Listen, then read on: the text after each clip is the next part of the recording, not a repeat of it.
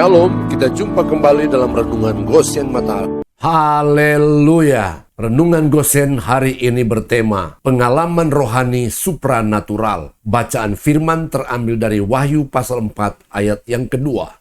Demikian firman Tuhan. Segera aku dikuasai oleh roh dan lihatlah sebuah takhta terdiri di sorga dan di takhta itu duduk seorang. Rasul Yohanes dikuasai Roh Kudus sehingga ia bisa mendengar suara Tuhan yang luar biasa, bahkan diundang ke sorga dan diperlihatkan hal-hal dahsyat yang akan dan pasti terjadi.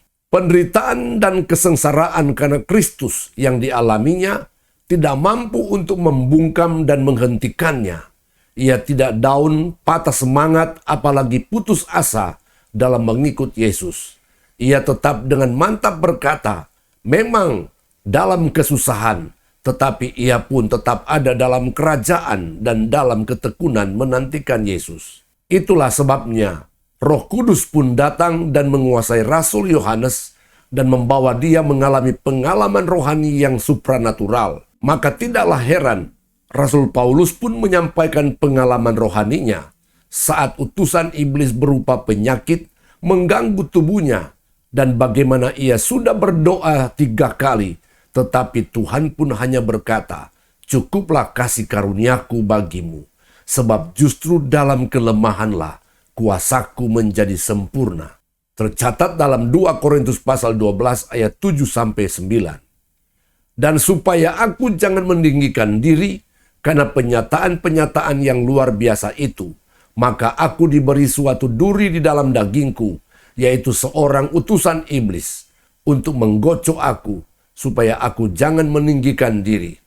Tentang hal itu, aku sudah 3 kali berseru kepada Tuhan, supaya utusan iblis itu mundur daripadaku. Tetapi jawab Tuhan kepadaku, cukuplah kasih karuniaku bagimu, sebab justru dalam kelemahanlah kuasaku menjadi sempurna. Sebab itu, terlebih suka aku bermegah atas kelemahanku, supaya kuasa Kristus turun menaungi aku. Saudaraku yang terkasih di dalam Yesus, Tuhan tidak jarang membawa kita dalam situasi yang tidak kita harapkan. Sebenarnya untuk suatu tujuan mulia yang Tuhan mau lakukan dalam hidup kita. Pandemi COVID-19 yang berdampak kesulitan dalam berbagai aspek, sesungguhnya akan menjadi batu lompatan untuk Tuhan membawa kita dalam pengalaman-pengalaman rohani yang luar biasa, apabila kita tetap ada dalam rencana dan kehendak Tuhan. Amin. Tuhan Yesus memberkati.